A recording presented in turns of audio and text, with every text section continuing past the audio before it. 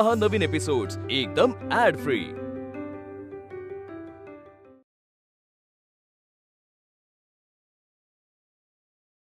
काय बाई आवार आहे, केवढा तो गारठा।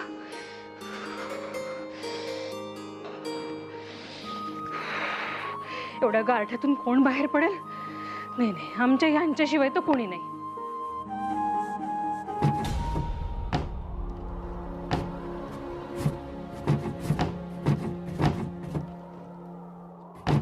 आधीच एकटीला मला भीती वाटते, त्यातून हे कुठे गेलेस? अगं बाई, अरे बापरे, असे श्रीराम रक्षास्तोत्र मंत्रस्य पथकवशी करेशे सीता रामचंद्र देवता अनुष्टुपचंद सीता शक्ती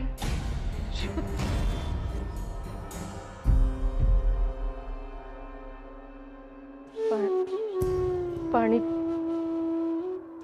पाणी मिळेल।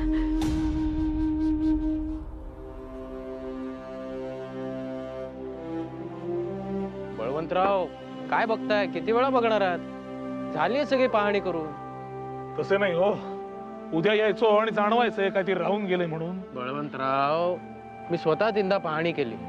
पटसंख्या आहे, नोंदवही आहे, फळा आहे, मुलांसाठी पाट्या खडू आहे, इतर सर्व सामग्री आहे। हे बघा, आणि हे दौत वगैरे इथे काय हो, काय झालं आगरकर? ठेच। बळवंतराव, आपलं कुठलंही कार्य ठेच लागल्याशिवाय पूर्ण होत नाही।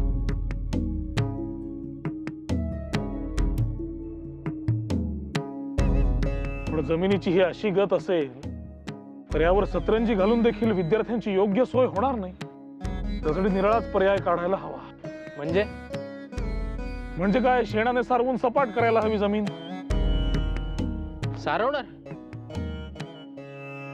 अहो, आता या वेळेला गडी कुठून मिळणार आहेत? गडी आपले घरचे कार्य, आपणच गडी। मी सारवतो पटकन जमीन, आलोच। उत्तम, चला। चला ना, मी जाणार आहे, तुम्ही इथेच थांबणार आहात। अहो पण नाही, शेणात हात घालून आणखीन थंडी नाही का वाढेल तुमची? दमा बळावू शकतो। काही होत नाही मला, चला। झाले, या माघारी परत। ऐका, एक लक्षात घ्या, 4 महिन्यांनंतर येणारा शिक्षक तब्येत खालावली म्हणून आणखीच उशिरा आला असे मला व्हायला नकोय।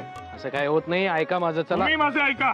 बळवंतराव, हो, शांत बसा इथे आणि माझ्यासोबत चांगल्या गप्पा मारा। अहो नको, या बरं, बसा बसा बसा बसा बसा बसा। बळवंतराव, या या, मी आलोच।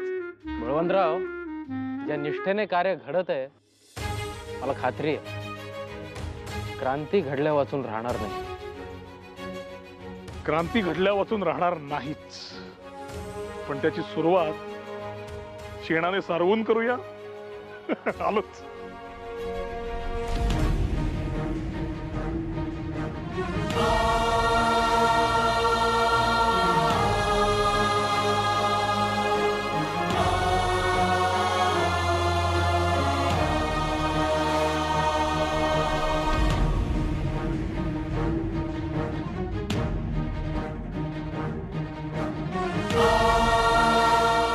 झटक्यात झाला का नाही?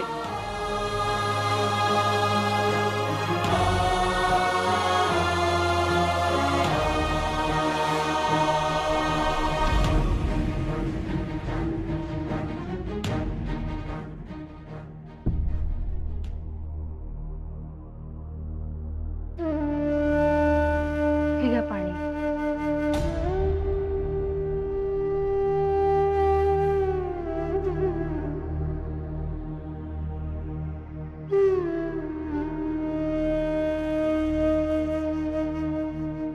असे काय बघता?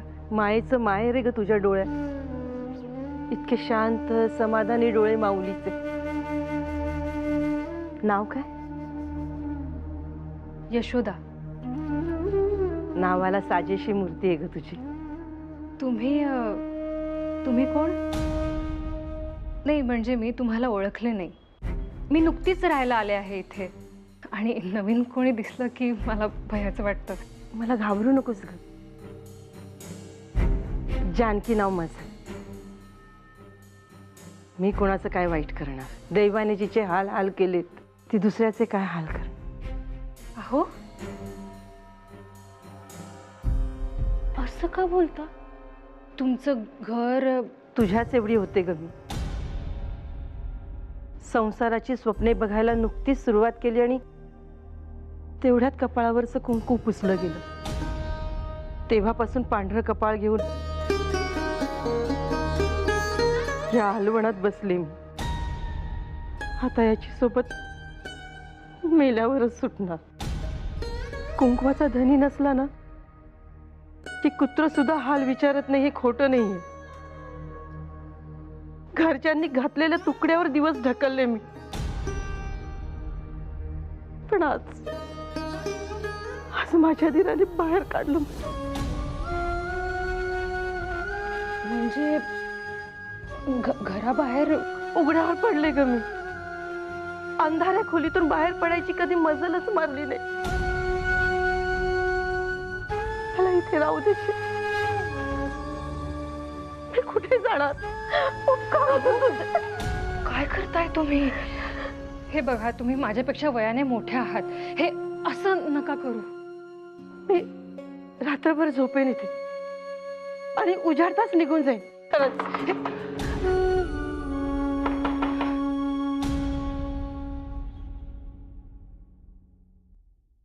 गोपाळराव आगरकरांचंच घर ना? हो, त्यांचंच घर. तुम्ही यशोदा वहिनी असाल? हो. मी काशीनाथ, बाळटेकांचा लहान भाऊ. या ना, आत या ना. ते वहिनींना डबा पाठवला आहे. उकडीचे मोदक आहेत. हो का?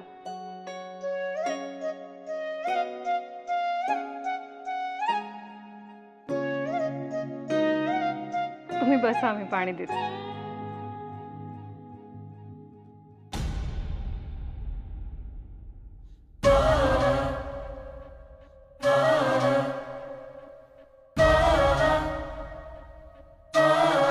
घ्या ना. अहो, घ्या घ्या म्हटलं ना.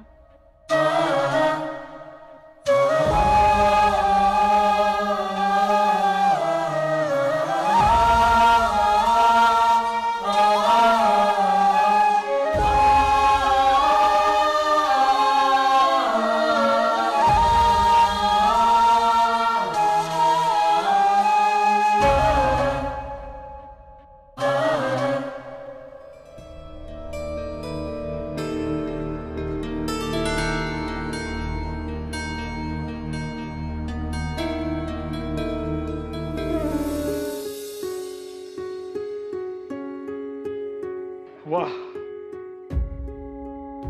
पाहिलेत गोपाळराव? झटक्यात जमीन सारवून सपाट झाली सुद्धा. झटक्यात? अहो, मध्यरात्र होऊन गेली, उत्तरात्र होण्याची वेळ आली. खरंच की पौषातील पंचमीचे हे चांदणे कायम लक्षात राहील असे वाटते. हा उत्तर रात्रीचा चंद्र आपल्याकडेच निरखून पाहतोय. आणि चांदण्यांना सांगत असेल, बघा सारे जग निद्राधीन झालेले असताना हे वेडे युवक काय करतायत म्हणून. हे वेडे युवक उद्याची सोनेरी पहाट निर्माण करतायत.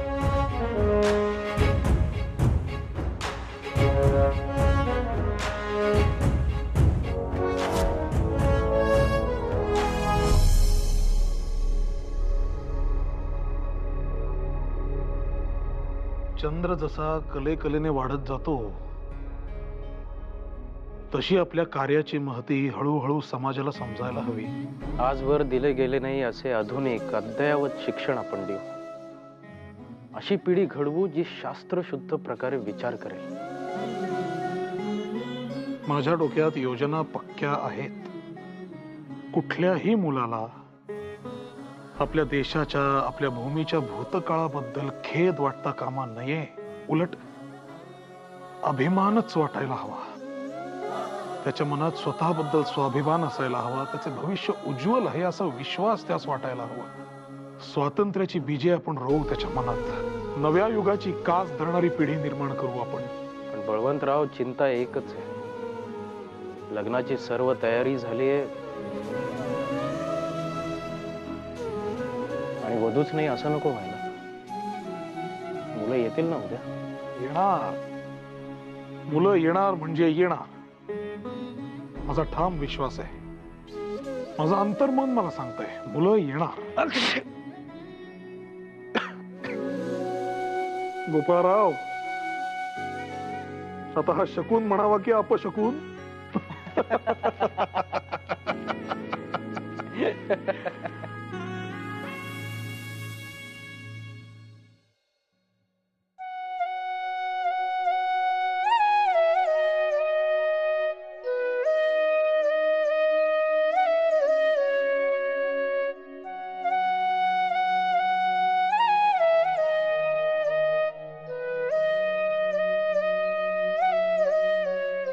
तुझ्या जागेपणी मला तुला वेळ देता येत नाही आणि तू निजल्यावर माझं येणं तुला जाणवत नाही. इतकी सोचतेस, चिडतेस माझ्यावर, तरी गप्प राहतेस. आपल्या बाळाला गोष्ट सांगताना हेच सांगशील ना की त्याच्या वडिलांनी त्याच्या आईची कधी काळजी केलीच नाही. त्यांनी साधा वेळ देखील दिला नाही, ना आईला ना बाळाला.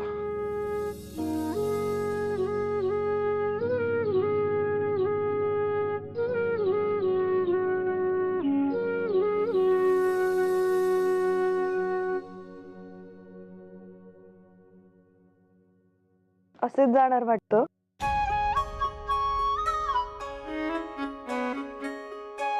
तू झोपली नव्हतीस? बाबांना म्हणावं आम्ही आईला अजिबात झोपू देत नाही. आणि हे काय, शाळेचा पहिला दिवस ना आज, आणि बाबा जुनेच कपडे घालून जाणार. मग काय करावे? बाबांना म्हणावं फडताळात त्यांच्यासाठी कुणीतरी नवी भेट ठेवली आहे, ती पहा. भेट? मामी?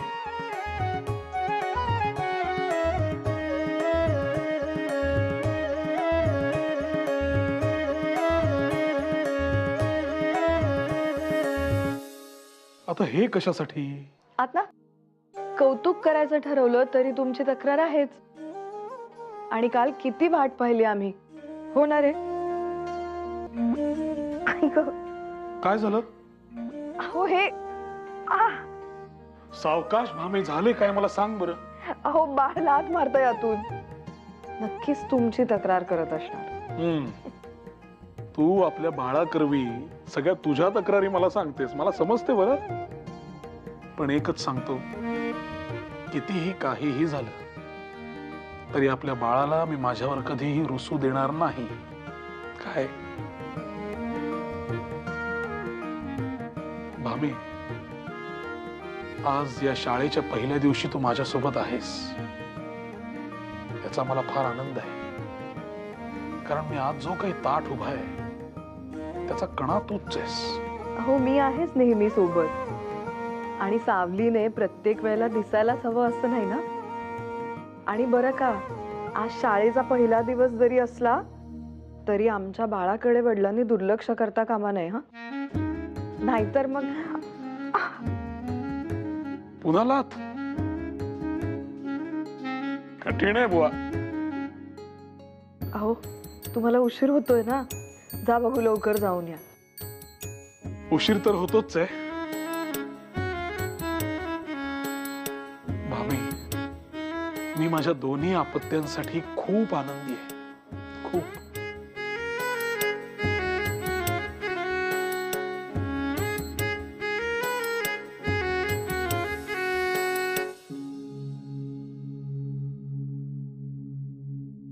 असे आहे तर सगळे. मला असं वाटतं जानकी काकू, तुम्ही मी इथे तुमच्या ओसरीत पडून राहणार नाही. एक रात्र ठेवून घेतलं, इतके उपकार पुरे. उपकारांची भाषा का करता काकू? माणूस म्हणून आतापर्यंत जे करायचं होतं ते केलं आणि आता अजून करू नका. एकदा आश्रित राहून हाल सोसलेत, पुन्हा नको त्या नरक यातना. पण मग आम्ही देखील असंच वागू का तुमच्याशी? झाडाला फुलं येणं बंद झालं की माणसं पाणी घालायचं थांबतात. मला स्वतःच्या पायावर उभं राहायचंय, हक्काचे पैसे कमवायचे, मानाने जगायचे, मिंद होऊन नाही. मग जगायचंच कशाला? भाग बोललात काकू.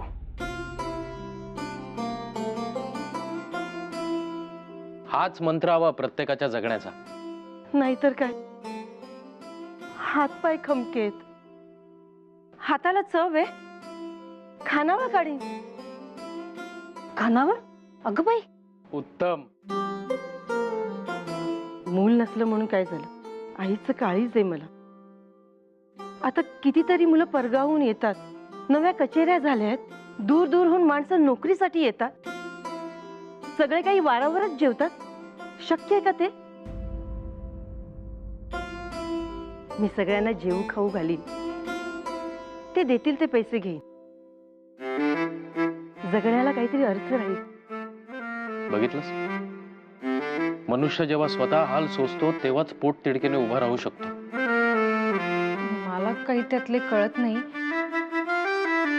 पण हे सर्व वाटते तितके काही सोपे नाही ना. केल्याशिवाय कळणार आहे का? आणि नाही चाललं तर काय होईल? असं काय होतं बुडायला? आयुष्याने खूप धीट बनवलंय तुम्हाला. असं प्रयोगशील हवं प्रत्येकाने. काकू, आम्ही देखील एक प्रयोगशील शाळा सुरू करतोय. त्याचे भवितव्य माहित नाही अजून, पण आमचा जीव गुंतलाय त्यामध्ये आता. शाळा? ज्योतिराव आणि सावित्रीबाई फुले या दाम्पत्याने सुरू केली होती तशी? त्यावेळी काय उच्छाद मांडला होता लोकांनी. पार जगणं मुश्किल केलं होतं बिचाऱ्यांचं.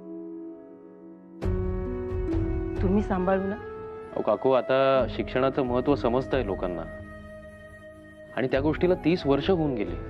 छे, आपलं घर म्हणून ज्यांना कवटाळलं त्यांनीच कुजवलं. त्याच वेळेस शाळेत गेले असते ना, तर आज अशी ही पहा झाली नसती माझी. काकू, मनुष्य जेव्हा इथून जागा होतो तेव्हाच त्याचा सूर्योदय होतो. आणि अजूनही वेळ गेलेली नाहीये. तुम्ही आमच्या शाळेत येऊ शकता. छे बाई, काय बोलतो तुझा नवरा? छे, आता शक्य आहे का ते? अहो, आज शाळेचा पहिला दिवस आहे ना, उद्घाटनाला निघायला हवं.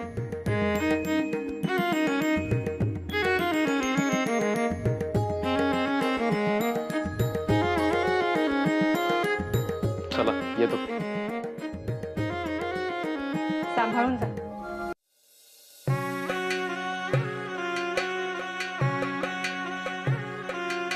शास्त्री बुवा, हा?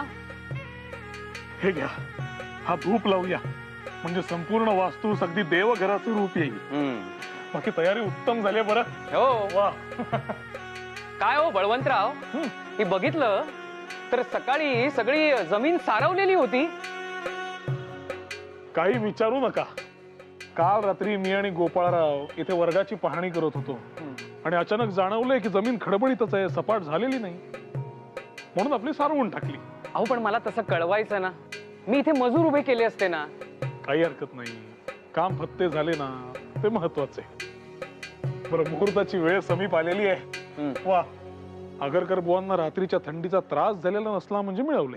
आपण वाईट विचार करायचा नाही. आपल्या शाळेचा आज पहिला दिवस आहे. बघा, शाळेला भरघोस प्रतिसाद मिळतो की नाही. आपली पत्रके घरोघरी पोहोचली देखील आहेत. जिथे पत्रक नाही पोहोचली तिथे वैयक्तिकरित्या जाऊन माणसांनी सांगितलेलं आहे. त्यामुळे आपल्याला काळजी करण्याची काहीच गरज नाहीये. अगदी अगदी.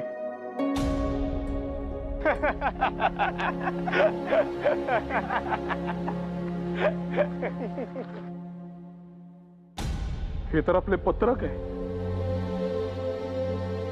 हिम्मत कशी झाली रे? मगाचपासून बघतोय इथे एकही विद्यार्थी येताना दिसत नाहीये. अरे हो, आणि इथे हे दोनच शिक्षक, हे शिकवणार कुणाला? या रिकाम्या भिंतींना? हो, जाहिराती देऊन दर्जा मिळत नसतो. आडातच नसेल तर पोहऱ्यात येणार कुठून?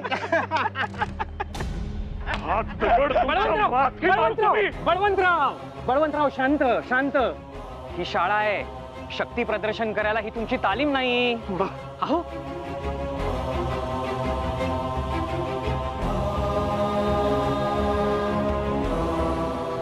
आजन्म लक्षात राहील. जपून ठेवू तुमची ही दाद. तुम्ही लाख दगड मारले तरी आम्ही ती फुले म्हणूनच गोळा करू. वाटेत ठेचा लागतील, रक्त येईल, परंतु आमचा प्रवास थांबणार नाही. कारण आमचा मार्ग सत्याचा आहे, प्रगतीचा आहे. आज आमच्यावर दगड फेकलाय, उद्या आमच्या दिंडीत वारकरी म्हणून सहभागी होणार आहात. शब्द लिहून घ्या माझा.